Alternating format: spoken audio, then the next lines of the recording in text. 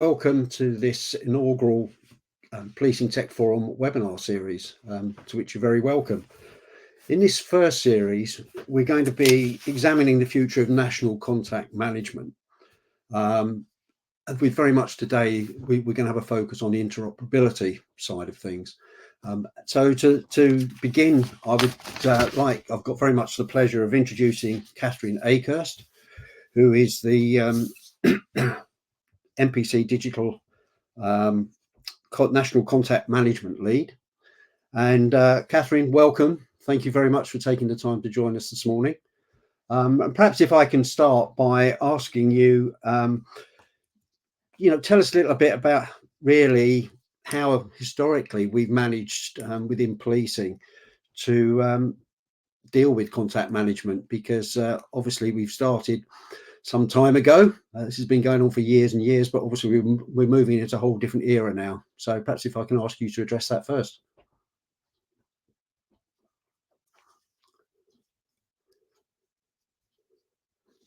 You're on mute, Catherine, if you could just...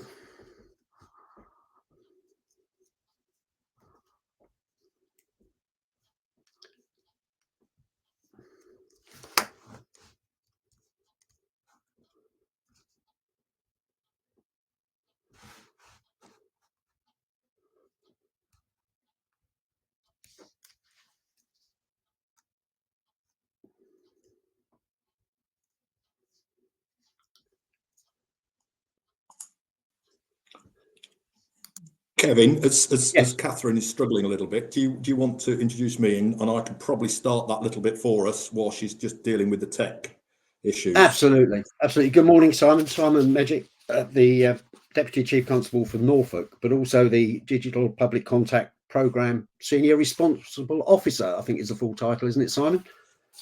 Yeah, it is. It is a bit of a mouthful. Good morning, ladies and gents. Can I just say thanks very much for finding the time today to join us? I know, not least if we've got a number of colleagues from the contact space, and as I'm sure Cass would have said, quite how busy and how focused we all are on ensuring that we give our public the right service and the right journey into the service. I suppose to your point, Kevin, and Catherine would far better articulate this, not least because she sits on she's developed a strategic threat and risk assessment relating to kind of contact. But I suppose from my perspective, and I sit, as you described, in the digital space, but I look at policing contact, and relative to your opening, when you look at how we, over the last probably 100 years or more, have been open to their public, if you consider that probably the 1960s, so from the 50s and before, our contact was quite rudimentary. It was you effectively made contact with your local police officer that would be living in your community, either by knocking on the door or seeing them out in the public space. Now, that radically changed with the advent of the telephone and a telephony system. That said, to be fair, we're I think now over 100 years with a 999 system. So the 999s have always been with us, but we had that transition from local into your neighbourhoods into the telephony space, and then into digital. And I think we're moving now from predominantly or solely telephony into the digital space. And I think I probably will stop there, because I can see Kath has now joined us with her mute button off. And all I was saying, Kath, just prior to your arrival was, we've had a kind of transition from knocking on somebody's door into a telephony space, and then seeing the huge volumes of telephony, of which a number of colleagues on the call will be acutely aware. And where I start to come in is the kind of how many channels can we offer and how can we manage channels. I'll probably pause there, Kevin, because Kath's back, and I'll give Kath the airtime. But I just think that kind of sets the historic context of where certainly the digital space starts to emerge. Okay, welcome back, Catherine. Over to you now. Hopefully you can hear me. Ironically, running off 2 laptops, and we're talking about interoperability, and it didn't want to be very interoperable with me today. So apologies for that. And thank you for Simon for starting us off. Yeah, and as Simon said, I think we come from a lot of different places within Contact, and as people will be aware, our forces, so 43 plus forces, all working separately, all have their own budgets, all have their own processes, and we do need to be obviously mindful of being responsive to the local communities. But with that, I think developed over time, forces have naturally looked at ways they can improve, or ways that they've worked with their business partners and tech companies and through their contracts, which has provided something that's been effective for individual forces. But actually now, with the demand continuing to increase, and I think the complexity of demand and the complexity of things that police need to be considering and dealing with and working with partners with, that's now sort of stretched policing. So actually it's quite a difficult position in terms of how we manage Contact. And I think Simon mentioned my role as the National Police Chiefs Council lead for Contact Management is making sure that we deliver on the national strategy, working with Simon and his team around digital public contact. So recognising that contact, particularly for emergency calls, is still going to be very much likely to continue to be voice calls. There are lots of other ways we can support citizens, and we can provide a better service through using some of the tech that Simon's teams are working on as well. But of course, as you mentioned, across that is how we can make the work that we've got interoperable, because forces are at different places with contracts and processes, but also how we can make sure anything that we look at nationally works with the different operational models that police forces have got. So I think it's somewhere that we recognise in policing we've really got to push forward with now, but it is quite a tricky area to work on to get right.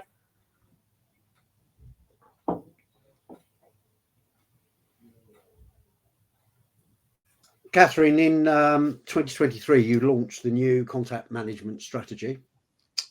What is this really seeking to achieve, and how is it actually going to do it? I mean, you've touched upon the fact, obviously, that lots of different things going on around the country historically, and sort of bringing all these together is probably one of the biggest challenges.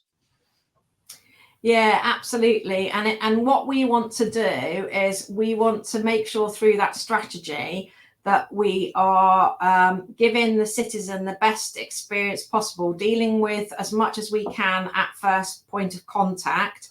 And that may be not actually necessarily the police that need to deal with that. As you can imagine, we have a non-emergency or routine contact number and a number of other routes into policing, as well as emergency telephony. A lot of what we deal with, we work with partners. And so it might not be appropriate for the police to deal with something, but it's how we work effectively with those partners, but also supporting our workforce to make sure that they can provide the best service possible. So I think I've mentioned already, we know that the volume of demand across our contact channels continues to increase. And that isn't necessarily a bad thing, because we want the public to contact us. We want them to tell us about what's happening in their communities. That's how we can police better, but we need to be able to manage and handle that and be able to prioritise that appropriately. So obviously we know that around 20% of what comes into us on routine calls is what we would call non-police demand. It might be something that a local authority leads on, or mental health, which is another really big challenge for us. And also around 40% of what comes into us is what we would call, and it's quite a harsh term, but in policing, I guess, failure demand. Well, it's not failure if you're a member of the public. What it probably means is you haven't got the answer to the question that you need the answer to. So you might want an update on investigation. And at the moment, we don't have, across policing as a whole, any sort of systems or processes where all of that information is accessible in one place. So we've created processes where we've got that demand failure. So again, it's about making sure that we improve our systems and processes so that the citizens can get the information they want, which also then frees us up to enable us to be able to deliver policing more effectively, focusing on those that are the most vulnerable or those that are the most in need. And I think linked to that, one of our other big challenges, which I kind of touched on when we were talking about the disparate systems, is we know we've got a lot of legacy data. We don't manage data particularly well in policing. And a lot of the data that we do hold isn't necessarily readily available, or certainly not into one place. So again, that means we don't necessarily have all the information in the right place at the right time for that call handler or that person handling that digital contact to understand that repeat demand and deliver an effective service. So I think for us, they were the challenges within the contact management strategy, to how we improve on those areas. And as I said, that a lot of that, but not all of it, will be delivered and supported through the tech. But it's a challenge, obviously, around policing to get us all into the same place so we can do that work. And I know Simon will come on to later some of the projects and the pilots that are ongoing around some of that in contact and more broadly across the digital space. I mean, as you say, it's over a year now since the strategy was originally launched. And obviously during that time, we've now got a new government and no doubt other challenges facing policing. We've now got the reform agenda. We've got the increased financial pressures on and resource pressures on policing. So what are the real current challenges? Because all these are going to make it perhaps more and more difficult in some respects to implement the strategy, but in other areas, with the whole reform side, it might make it easier. Yeah, absolutely. So I think the real challenges for us, so thinking about what I want to try and achieve and we want to try and achieve across policing with the contact management strategy, is having that effective channel management prioritisation, but maintaining it as a public focus system. So this isn't about making systems so that it works for how policing might want to run their business, but it's that end-to-end system thinking. I think where the challenge with that comes in, and you touched on it a little bit around, obviously, forces are currently going through the budget setting processes, is that we have a number of our budgets ring-fenced around certain areas, which is great in terms of delivering police officers on the street, but maybe more difficult for forces depending on where they are in terms of spend on technology, what they can use to develop into innovative work. And again, Simon will probably touch on it. We now have a police scientific advisor, which is really helpful for us, and we have opportunities around some pilot spends in that. But forces, I think, are sometimes nervous about investing in those if they haven't seen it proven, and how we can move forward with that often takes more time than we would hope in policing. And again, we've had some really good successes recently, and we're building on these through Digit Public Contact. But I think as well, really for us, it's about creating the sort of, I suppose, the overarching strategic outcome of the strategy is about creating that nationally consistent operating environment. So it binds together everything I've just talked about across the multiple channels, but we can deliver it consistently with effectively a blueprint. So it may be that different tech is used in different places, or we've got different operating models in different forces, but actually we can still deliver in a consistent way. So if I'm a member of the public, so my home force is Hertfordshire. Obviously, we have a lot of people who live in Hertfordshire who work in the Met, or something they want to report might be related to being in London. At the moment, it's really difficult for us to share that information. If I'm a person who's, maybe reporting a crime in the Met but live in Hertfordshire, why can I not have access to that, or why should the system be different? And again, Simon will touch on the work that has been done, which has been really successful around single online home, and I think it's building on those experiences. Because the public are used to a lot of systems in that way, and we should, as the police, have the best information available. So I think that's really, really key. But as you mentioned, I think it's challenging in the environment we're in terms of budget setting, focusing on frontline, that we have to remember that contact is frontline policing. I would always say this, I have contact in my home force. If we don't get the contact element right, we aren't going to be able to do the bit on the front line right for the citizens and for the officers that attended incidents. And I think as well, as the old saying goes, first impressions are lasting impressions. So if you don't get the first contact right, it has a knock-on effect right the way through the service and the wider criminal justice system. Yeah, absolutely. And we know that there's a difference, and I'm sure people on the call who are listening will recognise this, between satisfaction, trust and confidence. And we know that trust and confidence, unfortunately, is quite low in policing across the whole country. We can do things like answer the phone quickly and people might be satisfied, but that's not helping provide the service they might necessarily want or need, and it's not building up that trust and confidence. So if we can build up a trusted model, and we can make sure that the staff that are working for us are able to use their skills to the best of their abilities, hopefully that will develop that trust and confidence when, as you say, they see that we are taking calls seriously, we understand the issues, we are using the appropriate resources, and that might be partnership resources to address their problems. And actually we can manage that, and people are able to access information that they need at the time they need it as well. So I think that's really, really important. And as we'll probably talk about later, it is the whole ecosystem. It's not just about call handling or contact management as its own discrete business area. It runs across the whole of policing. So that's why it's really important to consider what the impact of that first point of contact is on that citizen who's out on the street who might be needing someone to attend. Catherine, thank you. Hopefully you're going to be able to stay until later in this webinar to answer some questions that might come in. But in the meantime, perhaps I can introduce Simon again into the mix. Simon, good morning. Just for those that perhaps joined us a bit late onto this is Simon Magic, the Deputy Chief Constable from Norfolk, who's the Digital Public Contact Programme Senior Responsible Officer. Simon, perhaps if I can start with you by, we've heard about those challenges from Kath that this whole strategy faces, but where do you see the digital police contact role in this? Yeah, thank you, Kevin, and good morning again for those that have probably just joined us. Yeah, Simon Magic's from Norfolk. Like Kath, we work hand in glove on behalf of UK policing to ensure that our front door, our ability to contact the service, is as seamless and as professional as possible. So where do I see DPC? Well, you only have to look in your own, your own world, the way that you interact with a number of organisations. In fact, a number of public service organisations. Just at the weekend, trying to get a book out of the library, I was able to order it online and then have it delivered to my local library. So we live in a digitally enabled environment. Of course we do. Whether it's us, whether it's the people that we live with, our children and others, just think this is the normal way of interacting. And we in the service need to be able to provide a seamless and professional offering, and that's where DPC have been working for a number of years. And I've held this now for, I don't know, 3.5, 4 years. It feels for a while anyway.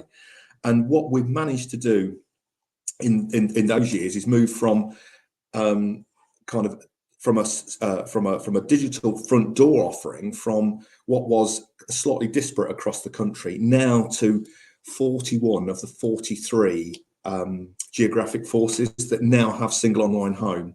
And why is that important? Well, in a digital space, boundaries don't really seem to have the same issues or same impact.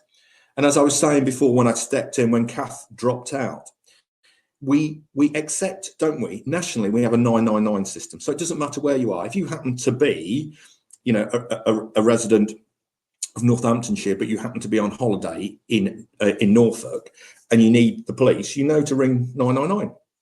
And it isn't that long ago, and it's certainly within the time frame of my service, that when I first joined policing, we had for routine calls, non-999 routine calls, you would have to ring the local police station. Now, where you found that number from? Well, you have to go into the Yellow Pages or wherever else you'd find these things. And I remember thinking how radical it was when we went from the local police stations around the force that I worked in to having a universal number that you then just rang to headquarters. But that's still 43 different telephone numbers. We then moved to 101. So now for a routine, you ring 101, wherever you happen to be. I want the same offering in the digital space so that we have a 999, a 101 for routine and digital offering. And that's where DPC, to your question, that's where DPC sit in, because what we've done with the support of and help of forces across the country, all but 2 geographic forces now have exactly the same digital offering. But what we haven't done, and we've been really careful here in DPC, is not forced the exact same offering on every single force. What we've done as part of the program is offer a suite of reporting facilities and information provision so that forces can still choose from a menu. What I would say though, and colleagues that are not taking all the services, it's probably worth looking and just checking what you are taking, because we are seeing the forces that take the most, the forces that have been on single online home for the longest period, have, when it's when we've put 100,000 of the population and looking at our calls coming in, those forces that have used and use more systematically the digital offering have fewer 999 calls by about 10% and fewer 101 calls by a bit more. So it does have an implication on your telephony, which allows you to free up some of your time. So as I say, what we've done is provide that single digital front door for the public across all, near all, about 95% of the entire population of England and Wales. And we've done that with the support of and partnerships with forces locally. Okay, so as you said, you've got sort of all but 2 forces on board at the moment, so almost at full capacity. But what are the public and the policing side of it, if you think going to see next?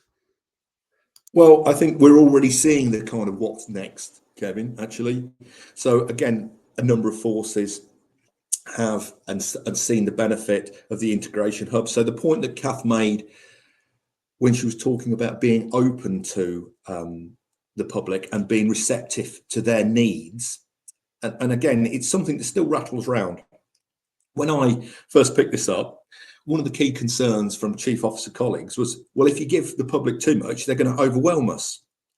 I would argue that it's not about being overwhelmed, it's about using technology to ingest and manage that demand. We want to know what's going on. We want our communities to feel comfortable and able and speedily contact us. So one of the key and really growing elements of the digital provision is the integration hub.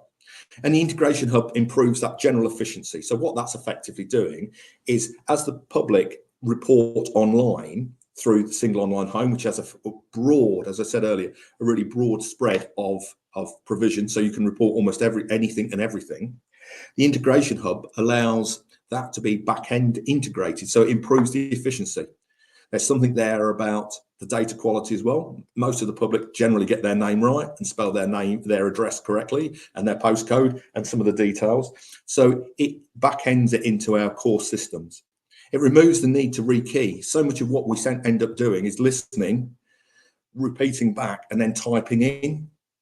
And then it also allows us, and it's dependent on your processes, but to speed up the response to the public. And again, some of the things that we're now seeing, we've got online crime reporting services through the iHub.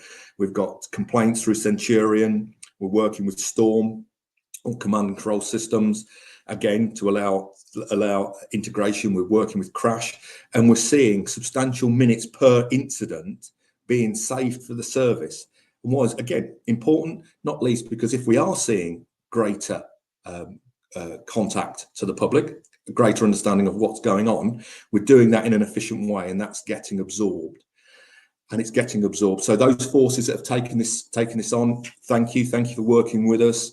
Those that haven't yet, can I suggest that you have a look and see what others are doing? We look for pathfinders all the time. So one of our mechanisms for working with a service, not least because it's quite varied, is look for pathfinders to help us break into different parts of the pre-existing software with AI, with the open access portals, getting in, working up, and then sharing it more broadly across UK policing. We're doing a lot of work. So the next bit here, which is the next building on the iHub, is the My Police portal. So as Kath said, again, right at the beginning, a number of contacts with the police service are people who want just updates. Well, the My Police portal allows the individual to get updates directly from the officers concerned. Again, taking out the need to kind of use the telephony system through the control room, creating demand that only then gets passed to an officer through email or whatever else, or requesting an action. Well, we're taking that out and seeing some really big benefits coming out from those forces that have taken this on and making a real difference. So again, I would say to colleagues, think about that. It's no more or less than you've got with your bank, because effectively with your own bank, you've got your own portal because it shows your own accounts or own accounts, and it shows you, it doesn't say join this portal for your current account and then log off and then go and find something, go and join something else for your savings account, or log off or go and look for something else for your insurance through the same bank. It's all done together. That's what the My Police portal suggests is happening through the pilot sites we have. And of course, Kevin, I'll probably pause, but we're doing some really interesting work with artificial intelligence at the front end, making massive difference. We're seeing massive differences there, and allowing AI to be a filtering system and bringing down information and typing out information, so the call handler doesn't have to do it all. It's all kind of there for them, ready to go. I could go on, but I'll probably pause, Kevin, in case you want to explore some of the bits I've already just shared. Yeah, well, again, we've been talking industry and policing increasingly working together much closer. But what do you think are going to be the key considerations for policing and the private sector when it comes to interoperability and the future of contact? Because again, lots and lots of businesses out there, and we're obviously going to hear a bit more about this from Tech UK shortly, but it'd be interesting from a policing perspective to get your views on that. Well, I think it's, again, I say, I'm kind of echoing some of the points that Kath made right at the beginning. I think we as a service have got to get closer together, so that we don't end up with a disparate IT operating environment. We only have to look at one of your opening points was around reform, government expectation, pressure on our budgets, and there won't be a single colleague listening to this at the moment that will not be acutely aware of the implications of the pressure on finance. So the first point I'd make is we as a service, we as a collective need to get closer. And that does have costs. That has costs around sovereignty, time, where you are on your own change cycle, what's important, what's not important. But I know that if we work together, we can engineer greater economies of scale and a greater universal and common benefit for our public. So I think that's point one. I think point two is about being more intelligent as a service. We know that, long gone are the days when we can just operate and say, well, we'll either sort it out ourselves, try and get somebody to build a little bit for us and then hope that it works. I mean, the lifeblood of most organisations now is data. And as, again, Kath said, and I think you mentioned before, if we're not aligning our data sets appropriately, if we're not sharing the information to the call handlers or the officers at scene, or and giving them the provision of information in an environment, in a way that's easily accessible and can help aid decision making, well, we're doing something wrong. And I think that's where we need to be thoughtful around our data sets and how we use them and how we share them interoperably across how we move away from in-house, kind of storage, moving to the cloud. Again, a lot of what we do is cloud-based because it has to be, because of the way that we've kind of set some of this up. So I think we need to be confident around that. And I think ultimately, when you start thinking about AI, which will be, as it is for a number of industries, a complete game changer, we need access to all of our data securely fenced, so that we don't, if we're talking about, the large language module way of doing things, making sure that we build that within, but we need enough of that. And of course, we are doing some of that at the moment. We are synthesizing lots of our own data. So it's not real data, but it's synthesized so that we can use to teach. But actually, we are so rich with information. But if, for argument's sake, we share, if Norfolk use their data, well, we're about 1.1% of the national policing environment. So you get 1.1% of the data from which you can learn. Well, actually, if we open the whole of policing's data, again, there's a way of doing this in a way that allows us to understand and not let it leak onto the web or into the internet. Then all of a sudden you get a far greater understanding of what's coming in and a much better, much more accurate approach using AI. And we're already seeing it with colleagues, for argument's sake, in West Midlands and Avon and Somerset, who are starting to see some of these benefits. And I would say that actually these benefits need to be shared more quickly across the service. So in terms of interoperability, we as a service need to be far more interoperable. We need to be far more intelligent with you or the tech industry to say what we want and how we want it. We need to be firm as well, because we want the best price. We want to be financially strong. We want to share the risk, because a lot of things that we do in policing, we carry most of the risk. But equally, we want to share the reward. The word profit's not, in my view, it's not a dirty word. People need to make profit, but as long as it's a fair profit relative to our benefit. And again, one of the key drivers that I use in DPC when we come out to forces is not to talk about the tech or the alignment, but talk about the benefit for the public and for the benefit for our own organisations in terms of making it easier, quicker, more straightforward for those people trying to deal with all of this.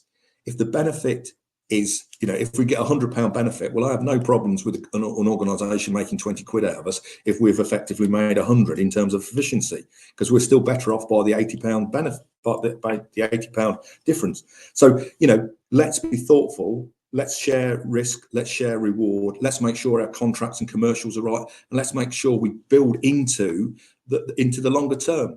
Actually, we get far better relationships by having longer relationships. So that's kind of where I see it, Kevin. Simon, thank you very much. I've started to see questions coming in, so when we come to the panel a bit later on, I'm sure there'll be more for you to answer. But in the meantime, thank you very much for your input.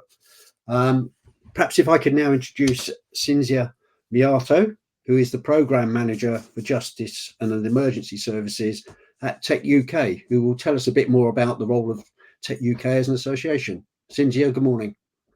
Thank you, Kevin. Good morning, everyone. Just bear with me while I share my slides. Morning. I'm Cinzia Miato. I'm the Programme Manager for Justice and Emergency Services at Tech UK. I'm going to tell you a little bit about Tech UK, what we do within Justice and Emergency Services, and then I'm going to tell you a bit about our work on interoperability. And then I'll hand over to the chair of our newly established Interoperability in Justice and Public Safety Forum, Simon Hall. So who's Tech UK? Tech UK is the trade association for the tech industry in the UK. We represent over 1,020 companies, from startups, SMEs, and large companies. And what we do is basically provide a neutral platform for collaboration, communication across businesses, organizations, stakeholders, and government, all about discussing about the benefits of digital transformation, but also provide an opportunity to discuss also what are the challenges of that. How do we operate? We are split into three main key focus areas. We work on markets, so we try to support and understand markets in their digital transformation. We work on justice and emergency services. We look at health and social care, defense, national security, so a lot of markets that are covered within Tech UK. We look at innovation, so everything related to innovative technologies, looking at quantum, metaverse, AI, cloud. So try to also demystify those kind of new technologies. What does it mean, their adoption? What are the challenges there? Having those kind of even uncomfortable conversations. And then we are looking at policy. So Tech UK acts as the policy platform where any key ask from our Tech UK members is shared to government on behalf of Tech UK, so with just one voice. And in Tech UK, we have 21 programs. This is how they are split across the three key focus areas or pillars. As I was mentioning, we are covering, in terms of markets, a lot of sectors, and we are doing actually a lot in terms of public sector, because we're looking at health, central gov, justice and emergency services, local public services. The way we operate is that most of the challenges across those sectors are quite similar. So we are trying to not work in silo, but even share knowledge across those sectors and try to understand, are the challenges similar? Are there any good practices that can be shared across sectors? What can we learn, for example, from health in terms of interoperability? And the Justice and Emergency Services program is one of those 21 programs that we have. It sits within the market strand. What does the program do? It represents the supplier community that operates within a blue lights, criminal justice, and public safety sectors. What the program does is to create strong relationships between tech companies, tech industry, and public sector stakeholders, creating again a forum to encourage collaboration, unlock innovation, but also talk about challenges to digital transformation. The program acts basically as one voice on behalf of the whole company's Tech UK members. As a trade body and as a neutral trade association, it's very clear for our members that when they engage with stakeholders, the conversation heads are more on good practices based, so challenge focused rather than solution driven.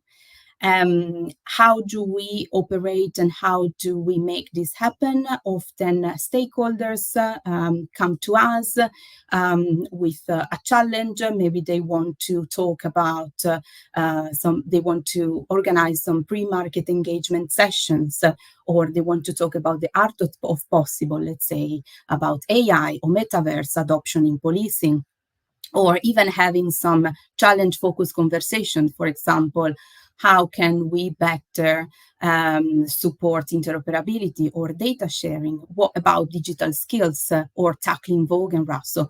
So all those conversations happen within the program. In what format? It depends on what we are trying to achieve and what issue we are trying to tackle. It could be through working groups, it could be through roundtables, networking event, pre-market engagement sessions. So this obviously changes. For example, last year, we've supported NPCC with pre-market engagement on the digital public contact. So this is the kind of support that we give on day-to-day basis. In terms of stakeholders, we are engaging and working with a broad range of policing law enforcement stakeholders, Home Office, NPCC with various portfolio leads. We are working with Police Digital Service, which is our partner, various local and national forces, chief scientific advisor. So we have a good engagement to also move forward those conversations.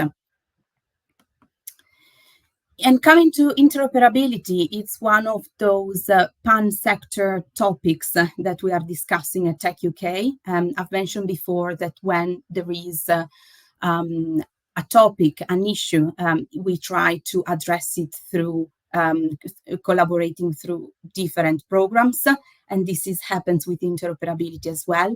Our health and social care program, for example, is doing a lot of work on that, and same with our Justice and Emergency Services program. We've started the discussion years ago, and in 2018, the program formed a working group, an interoperability for policing working group, an industry-led initiative aiming to provide a platform, a neutral platform for industry, tech companies, but also policing stakeholders that wanted to address those conversations about interoperability, trying to move the conversation forward. So what are the challenges? And this is the kind of platform that we wanted to create. It's important for us that both parties are able to sort of share their opinions, but also their challenges. What is it stopping us from adopting interoperability? What can tech industry do to support us with that? And have and enable those kind of conversations. In the last years, the working group has done really good job and progress.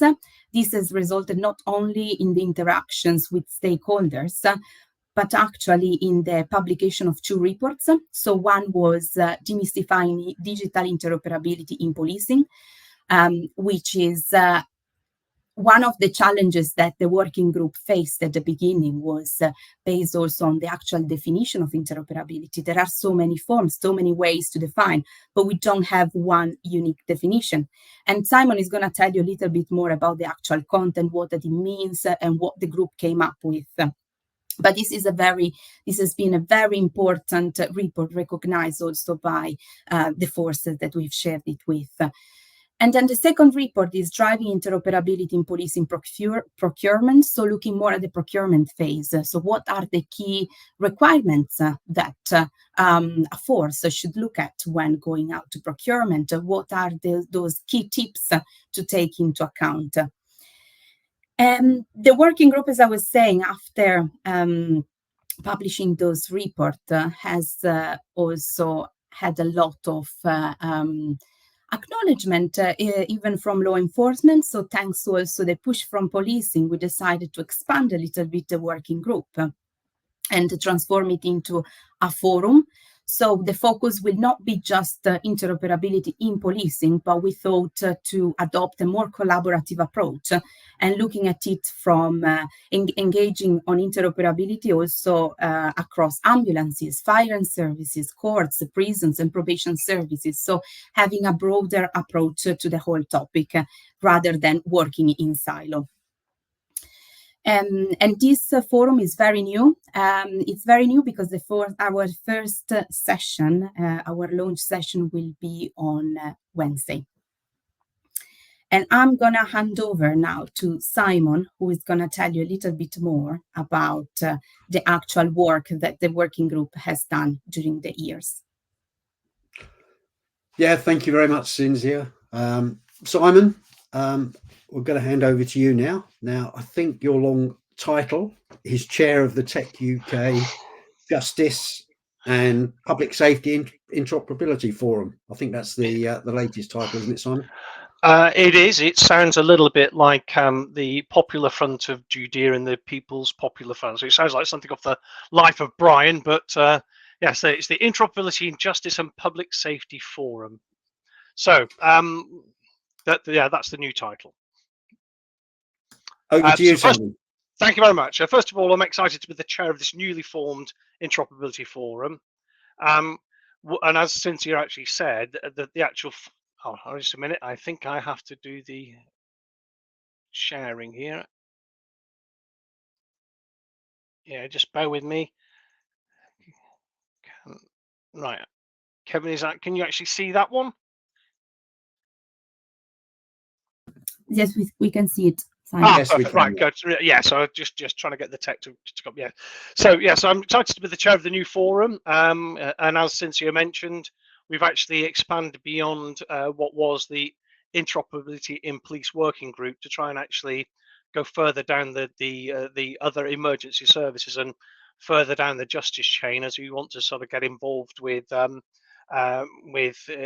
aspects such as the CPS, courts, prisons, probation services. So there's a lot to talk about, and there's lots of work that's actually needed. That all needs to join up together. Also, since you said that the new forum is yet to have its first meeting, it's not there until Wednesday this week, so there's not much I can tell you about that one. But I've been invited to this webinar to really talk about the outputs that we delivered last year on the Interoperability in Police Forum, which were demystifying interoperability in policing and driving interoperability in police procurement.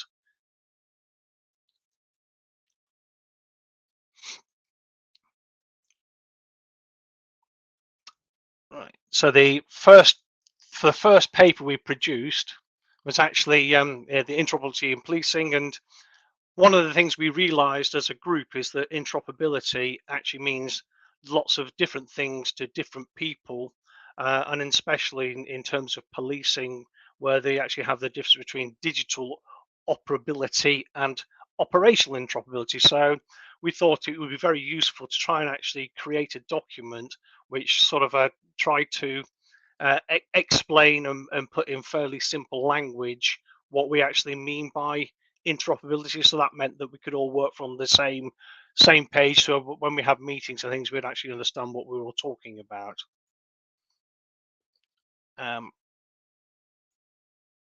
Right, so the first document itself, the Demystifying Policing, actually has a number of central themes to it. The first thing was that the need to actually come up with a definition which would work for everybody, which is the ability of different IT systems and software used by police forces to work seamlessly, allowing more efficient data sharing and communications. And you can see that's quite important. And I think we can all probably agree at the moment we are far from seamless. So, what are the challenges, and what's caused this one? As you know, there are 43 forces. Each forces have created their own unique IT systems, and then sharing data across the force boundaries is very difficult at the moment. So why is this one? Is because policing has evolved over many decades using different systems which all store data and making it very difficult to actually join all the data together at a local level. The systems themselves are also siloed, so all the data that you store in the different systems doesn't talk to each other, which results in officers needing to rekey the data and other systems not be able to access that data. So by the time we've actually got round to creating, I think it was important to create the terminology to understand this one. But the important thing is, if you actually get interoperability right, there are significant benefits from impacting the enhanced experience for police forces.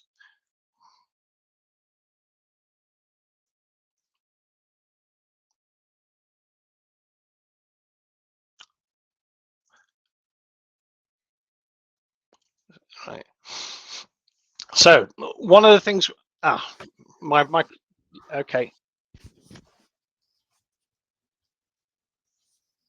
Yeah, so on the interoperability side, I think what we try to do is we try to look at the different approaches to achieve interoperability. And the first one is actually is point-to-point integration, which is how you connect systems directly. And this is currently what's happening at the moment. But unfortunately, the way that point-to-point communications actually works is actually doesn't scale very well and is very costly. The second way to actually interoperate is to actually use a platform-based integration. This is actually a way that you can use a separate application to do the interoperability for you. And then that application would actually join all the different systems together. Now, we've actually started to see some of this in action when in policing with things like the victim journey, where they actually use an integration platform, and that's actually been used by a number of forces. But one of the byproducts of actually the integration platforms, it just makes other systems so much easier to communicate, because then you don't have to have that point-to-point communication. You only need to communicate with the integration platform. So that is actually a really, really good way to proceed. The next way to do an approach is actually using full sort of native interoperability, allowing systems are basically dictating standards, but it's not actually practical at the moment, because that would mean that all software systems would actually, from all suppliers, would all have to align.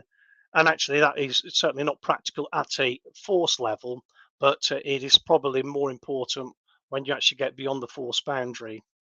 And the last way to achieve interoperability is actually to have a common data repository where you actually export all the information into this shared repository, and that way you can actually use things like AI to actually be able to extract the data. Now, we also realize there are different levels of interoperability required. The first one being at a local level within a single police force. Then things start to get a little bit more complicated when you're actually looking to actually go beyond the force boundaries to, first of all, look at either to connect to other forces or actually connect to other agencies. And then lastly, I think at the top level is if you do then need to share data internationally, then that brings its own issues as well. Now, in this one thing we actually realized was that you needed to create an interoperability strategy. You needed to build the skills and knowledge. We needed to dictate that all suppliers used in open APIs. The actual document itself goes into far more detail than I'm talking about here, but this is just sort of a top level overview. So that is kind of where we got to on interoperability, demystifying interoperability in policing. And I'm now just going to talk a little bit about the next one, which is driving interoperability in police procurement. The reasoning behind we actually did this document was in sort of it was as a result of the police industry charter, which was released in March 2024, and the police industry charter actually, in fact, I just go to the next slide. The police industry charter, it said that in its first principle that it was to, is the first principle of police industry charter was to design products and services and systems on the principle of interoperability first.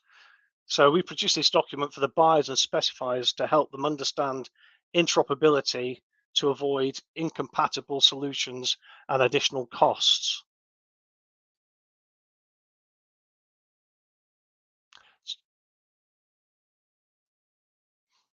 Yeah, some key components of the interoperable procurement strategy was that first of all, we wanted to ensure that people created a strategic vision of where interoperability is the key, and then actually make sure that you have the knowledge to achieve the vision that you're looking for.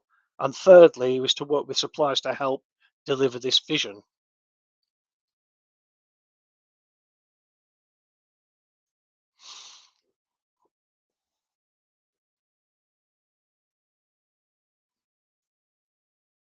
Yeah, and lastly, the actual document actually had a number of conclusions, which I probably don't need to go through now. But I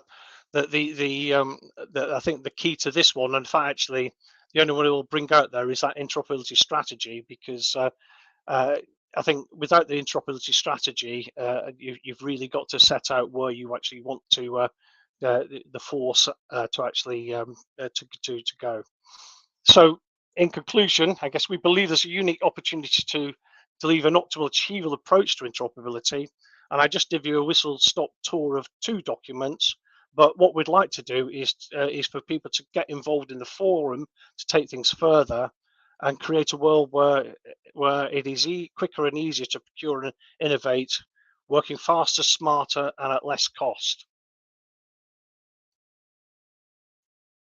And I think that sort of concludes that part of the presentation. So I think, appreciate there's probably going to be quite a lot of questions.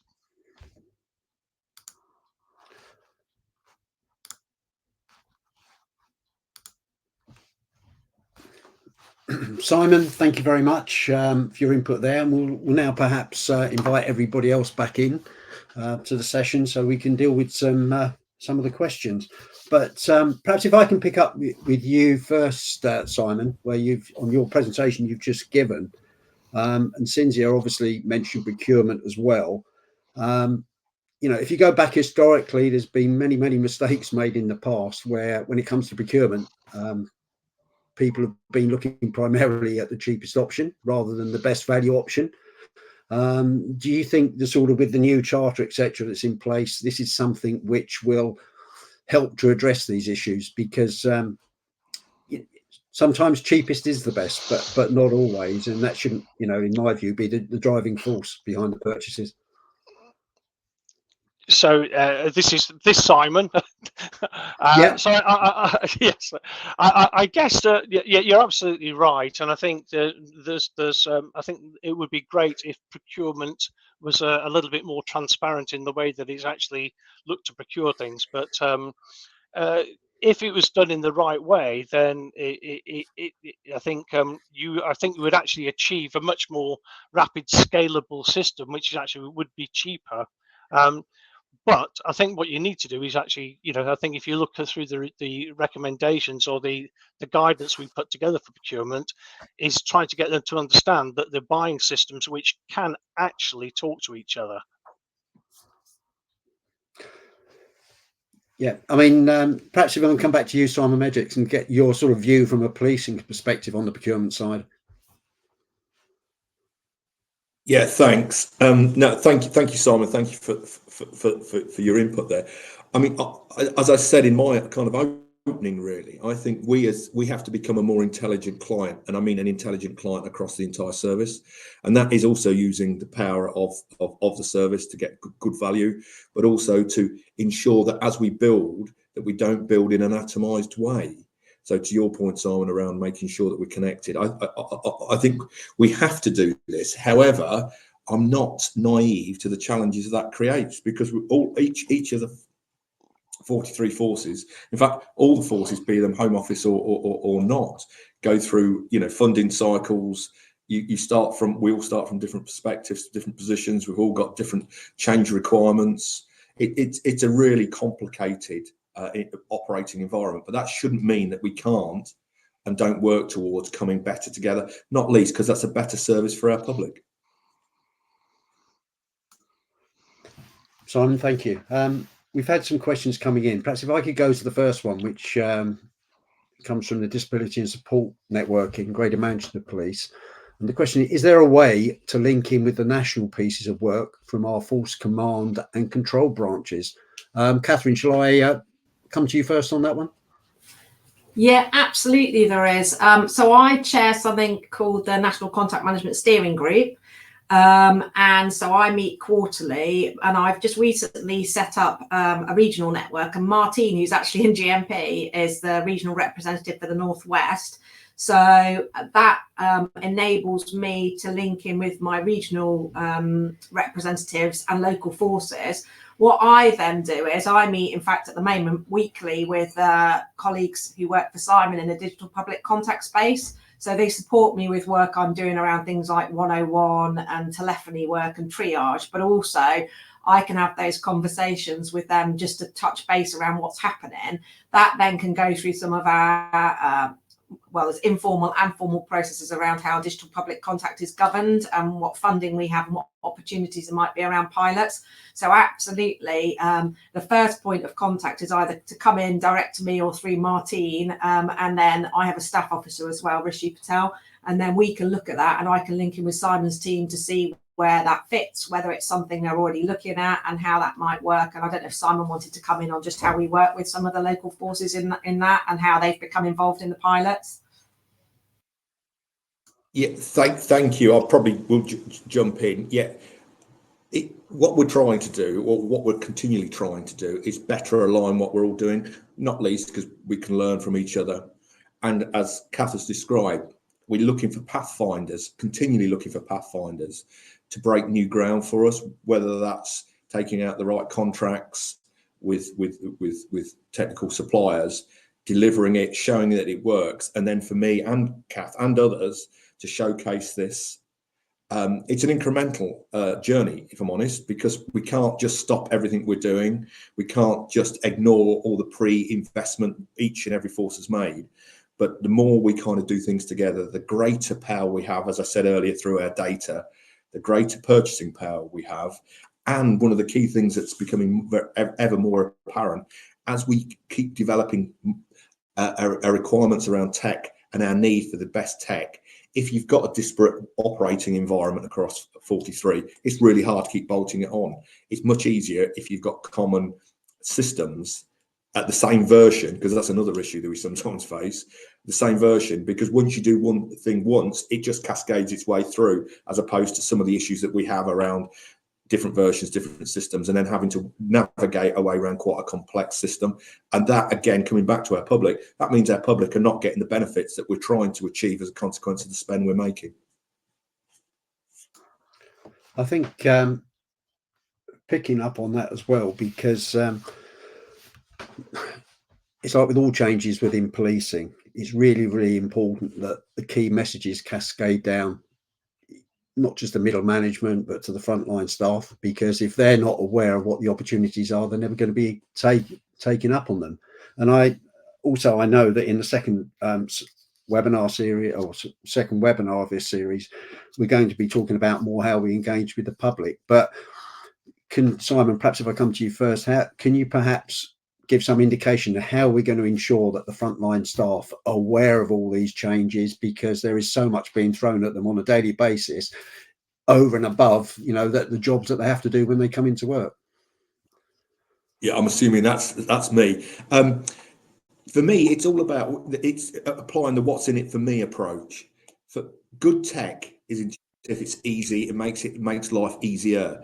So there's something around, and we've done this with Single Online Home, around this kind of soft launching and getting people to understand that it makes their lives easier. There is a lot that we expect about, whether it's call handlers, whether it's members of staff, whether it's our officers. The public expect us to do a great deal, bluntly, expect us to work hard and give them a great service. But we as senior leaders need to give them tech that makes sense to them. And I think you don't then have to sell it too hard, because it just makes sense. It just becomes easy. And actually, one of the problems that we do have, though, coming back to your point, and I've heard a number of people say it, we as a service, we as individuals have got to be adaptable. What we can't keep doing is buying the next new phone or whatever it happens to be, and then try and use it as we use the tech that's 15 years old. There is a journey that we have to go on, and sometimes, and again, I say this carefully, that we're not quick enough to express and demonstrate the benefits and values.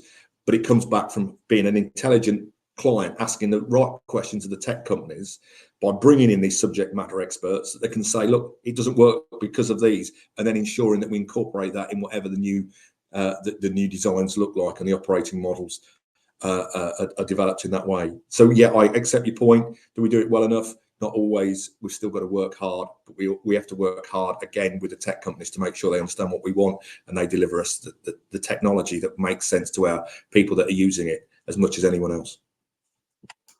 Yeah, I think ease of use, is the most key thing for people on the front line, isn't it? Catherine, is there anything that you wanted to add in that respect?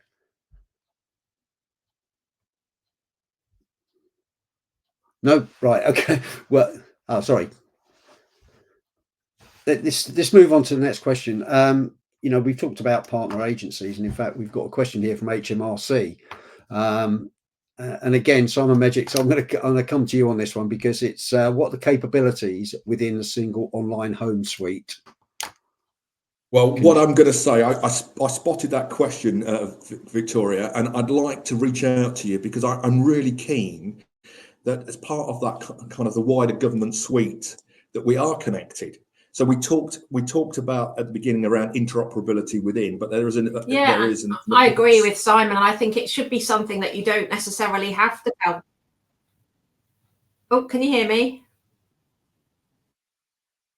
I can hear you, Kath, but I think I don't know where you are, because you were a little bit juddery at the beginning. I'll stop and let you come in. Catherine, back to you. You're on mute at the moment.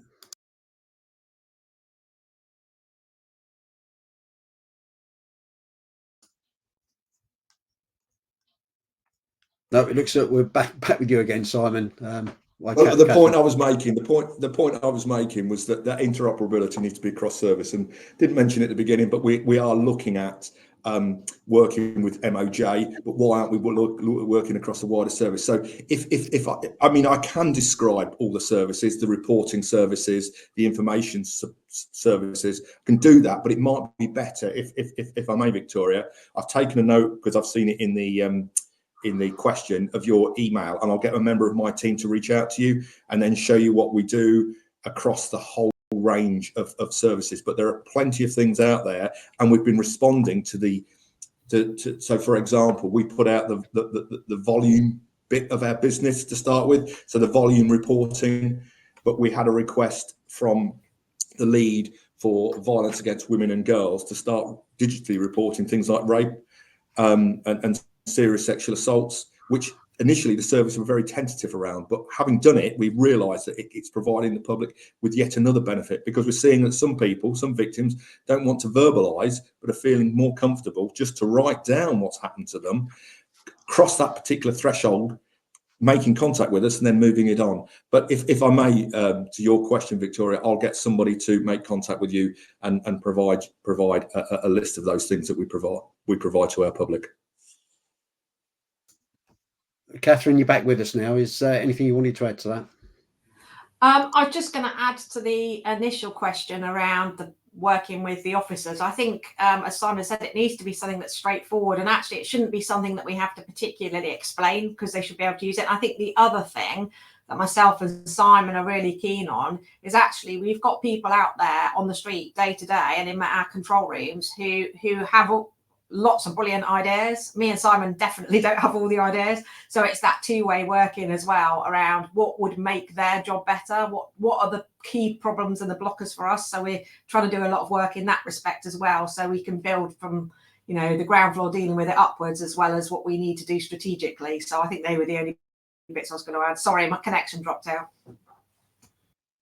So Simon Hall, obviously we're just talking about that wider interoperability there with Simon Magic. Is there anything, I know you touched upon it in your presentation, but is there anything else that you want to add to that? Because again, you know, when you look through the national strategy, you know, one of the key things is on the mental well-being side of things and the right care, right person. You know, are we doing a lot to try and integrate more with, be more interoperable with the health service, for example? Well, I think at the moment, I think you're probably limited to what you can actually do with the sort of technology that's currently being deployed. So I think the answer is yes, you can actually get something where we can link in with technology through other services. But I think, and I think some of that's actually happening through the sort of integration platforms. But I think you have to probably look at things where we are at the moment. There's quite a lot to achieve just trying to get the forces capabilities sorted out. But yeah, so I certainly take the point, and I'm not quite sure how far that is off. But if you've looked at the government today, they're also trying to do a big push in AI. So it looks like there could be some funding which is also needed to make all this happening. Yeah, come back to you, Simon Magic. So it's you know, obviously the big fear is that these different organisations don't all go running off trying to do what policing do without that communication. But so do you feel that that is improving more and more now, or is there still a long way to go? Well, I think there's a wider point around the use of data, if I'm blunt, which is slightly outside the remit of this kind of conversation, and whether we, the service, and whether other agencies share their data in the most appropriate, speedy, easily accessible ways. And I don't think we do. And I think the people that suffer that ultimately are, again, our public. I mean, you know, and part of it, you know, the need to ensure we have protections around data, fully understandable. Because what we can't have is a Wild West out there where there is no control around data, no control around information being shared. But equally, if a piece of information, and we, you know, some of us have worked in that safeguarding environment around child protection, and on almost every single safeguarding child review will always say they didn't share information well enough, whether that's in the contact space at the front end, whether that's in the operational space or in an investigative space. And I think we've probably got to be more courageous, but we've got to set up systems, and this is probably where we come back to this part of the debate, systems that allow us, with the right rules, the right parameters around sharing information, that we can dip into other people's information pots and they can dip into ours at the point they need it for the right sorts of information that they need, that then can be presented in the right sorts of way. And that's why, you know, to Simon's earlier point around appropriate integration layers are absolutely key. And again, that's why we have developed the integration hub, the iHub, which has great applicability for single online home, but it has has further applicability across UK policing and beyond. And we're really quite keen not least because it's already bought, it's already there, to make sure we optimize the things that we have got in the service and we're using them to the greatest degree. Yeah, thank you on that. Another question we've got is around, is there sometimes a danger of giving consumers too much choice? Do we manage that myriad of technology in the best possible way, and we're not continually chasing the next newest things? And I suppose historically, an example I can give of that is, for those that can remember, it wasn't that long ago really that police forces were all using BlackBerries to communicate, and then some chief constables suddenly realised that personally they had a good iPhone, they would be great for their force, and would go out and get the iPhones. And and there are obviously other technology is also available, as they say on the BBC. But I'd just be interesting, perhaps we'll start with you, Catherine, on what your sort of thoughts are on that.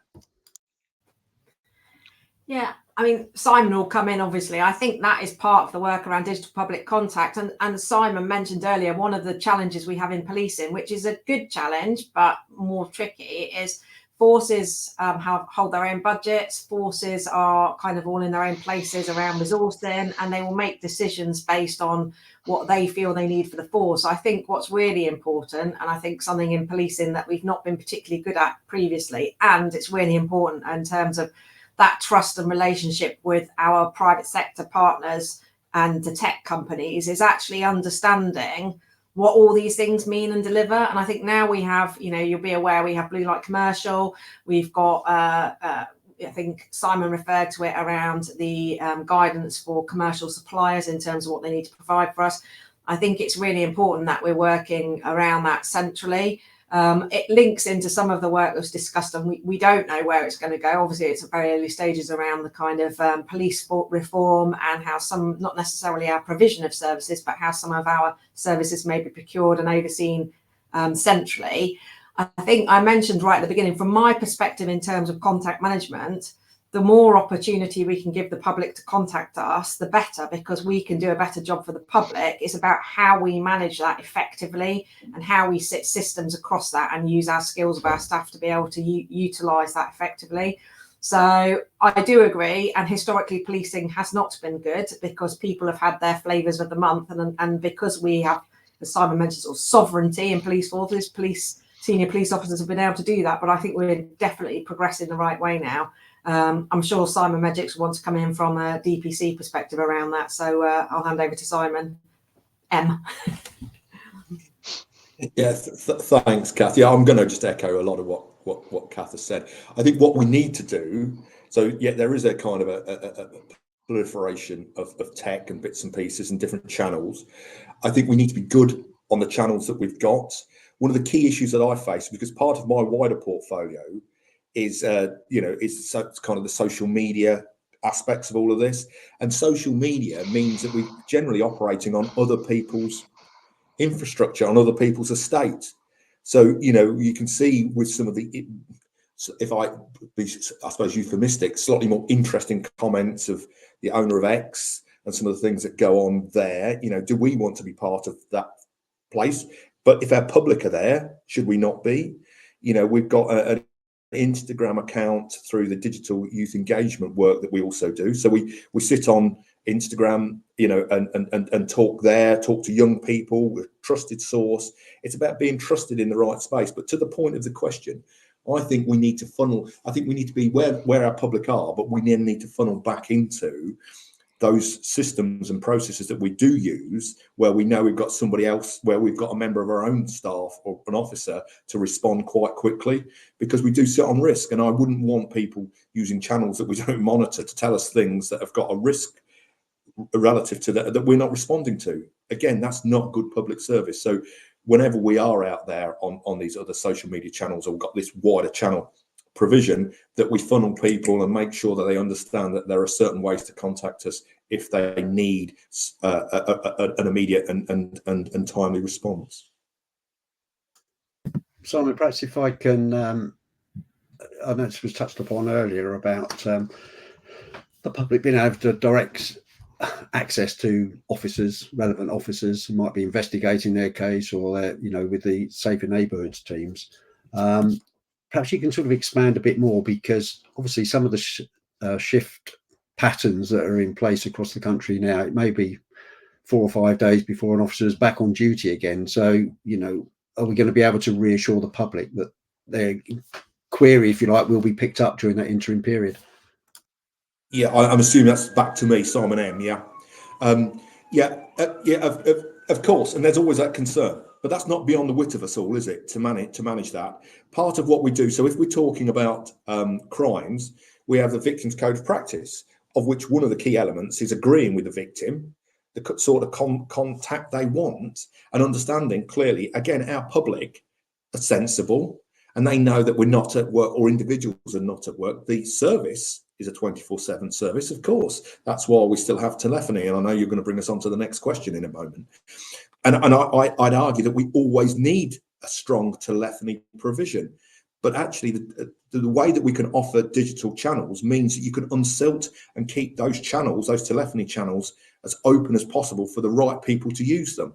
So to your point, I think we just need to be clear to our public that actually, if you want to make contact with the detective who's managing through the portal your crime, that it won't be an immediate response. But we don't get immediate responses everywhere in society. You have to wait if you want to speak to specific individuals. If it's urgent, important, then there are other ways of contacting us, not least through live chat, of course, which we haven't mentioned, but 101 as a routine, or if it's an emergency. I think we've got a really strong brand around our 999 system, and I want to protect that. I want people to be able to call us, and within 10 seconds we pick it up, and within minutes we're sending resources if there's a necessity.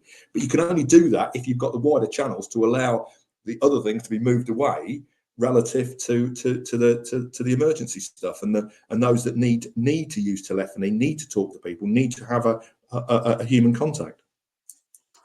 Yeah, I think it's really that sort of wider communication challenge which is going to be there, if you like, isn't it, to manage the public's expectations at the end of the day. So thank you for that. Catherine, I'm going to come back to you first on this one, but one of the questions coming from the College of Policing is, will this disadvantage members of the public that do not have or don't know how to operate or can't even afford online access to their calls? I mean, I think we've discussed it in some respect, in that there will be a multitude of avenues for people to make that contact, not least the systems that are already there, but perhaps you could add to that. Yeah, and I think Simon touched on it there. We still see, if I talk emergency calls first, emergency definitely still be through invoice, but there's lots of ways that emergency calls can be notified to us. We get automatic notifications. So I think, as Simon said, it's not about closing down one channel and opening up another. It's about how best we can handle that information, and it is moving really, really quickly. And we work very closely. So as part of my portfolio, I chair the National 999-112 Liaison Committee, which is with the 4 emergency services and government departments. So we're always looking, we work with Ofcom as well, around how we can develop and work with suppliers. For example, you mentioned iPhone, Apple, various things that they have around information that comes through to emergency services, manage that properly and effectively. But you're right, there will be people that either through choice or through lack of access may still want to communicate verbally with us, contact us on phone.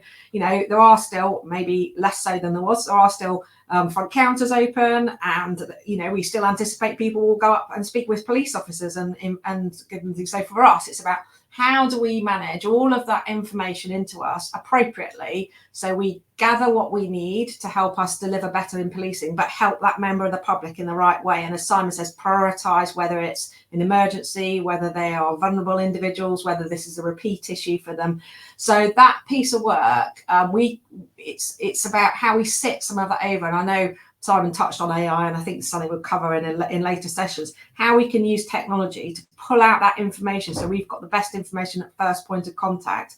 And that doesn't necessarily need to be just in digital contact. So how we use it over voice telephony, how we use information that comes in from our police officers. So it's certainly not about narrowing down. In fact, as Simon mentioned, we're widening it, but using tech and the skills of our staff to get the best information and best support. So not prioritising one over the other, but using how we assess demand, need, issues, and then using that as a priority, not saying we'll do more with digital than we will with telephony. It is a massive challenge. The more you talk about it, the more you realise how big a challenge it is. But I think there's a lot of work ongoing, and this is why some of these sessions are really important for us to work with people in policing, but our tech suppliers around what we're all trying to achieve together, I think. Thanks. So, Simon Magic, anything you wanted to add to Catherine's view? No. I think the key point that I would underline, though, is about using the information effectively, getting it to the right people quickly to make good quality decisions for the benefit of our public across any channel. Simon, thank you. We're coming towards the end of the webinar, but I'd like to perhaps come back to Simon Hall and pose a question to you about, we've talked about the rapid rate at which technology is advancing at the moment. Can you, from an industry perspective, do you think that enough is being done to make sure what we do implement now is going to be future-proof for as long as possible? Because again, coming back to finances, organizations aren't going to be able to keep purchasing stuff almost on a 12-18-month basis, but which seems to be potentially the case with the way technology is advancing.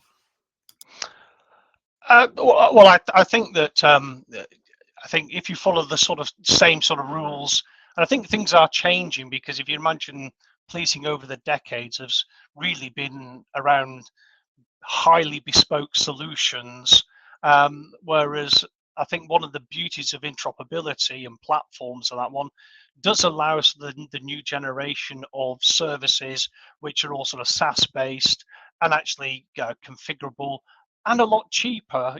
Allegedly, they should be significantly cheaper than the old bespoke stuff you've got. And it's not just buying them; it's actually how you actually maintain them and upgrade them, because SaaS products, by their very nature, are constantly updated. Like a greenfield site, so they're sort of evergreen. Whereas, and also most SaaS suppliers are actually looking at bigger markets and trying to have rather than actually trying to bespoke something to a specific user, which then can't be used by anybody else. There is a lot of, I guess, economies of scale that's going on. So I think, it's almost the opposite. Is that I think the opportunity is there, and I think with the following wind, I think things should get better and more efficient, and actually better value for money. So, Simon Magic, is there anything from a policing perspective that your thoughts on that, on the future proofing of all this technology? No. Again, I think we're kind of in danger of kind of just repeating each other a little. I think the greater interoperability, the greater connectivity, commonality of approach as we move in, and technology is only going to accelerate our ability to deliver great service for our public. The more bespoke, the more atomized, the more individualized we are, the harder it is to keep overlaying and moving at the pace that we as a service, certainly around this digitalization, need to go. But I do not, and I don't want others listening to this to kind of take away that I'm suggesting it's easy. It's not. We start from a myriad of different challenges, be them financial, be them current systems, be them appetite for change, appetite for risk, and as such, we have to accept what we've got. But the sooner we kind of head towards convergent points, and it allows the tech organizations, and for us, as I said earlier, for us to go out into the marketplace and be quite muscular and say, this is what we want. We know it's out there. We want it at this particular price point, and we want it across all of us. That's hard, because it means that each chief gives up a degree of sovereignty. We have to deliver at certain rates, and we know historically what's our history around delivering national product. Not very good. That's why, again, single online home's different in that respect. Never been nationally mandated. We've sold the benefits each time we've gone to another force and sold the benefits. What we can offer is better than what you've got at a good price, and it's going to give you better services if you change your processes. I think we need to be continually thinking about how we do that intelligently, working with trusted suppliers in the tech industry that are not going to have us over, not just going to take a quick profit and disappear, going to share the risk, help us grow, because there's no way that the service can evolve into the service that the public need us to be without good and strong relationships with tech companies. Simon, thank you. And I'd say this really sort of brings us to the end of the webinar. Can I just take the opportunity to thank you all for your participation? And I'm sure there's a lot there for people to take away. It is only the first one in the series, so the next one, which will be on the 29th of January, we'll be looking at sort of focusing even more on the public engagement side of things. So in the meantime, can I thank you all for your participation? Thank you for those that have sent in questions, and have a good rest of your day. Thank you very much indeed. Thank you.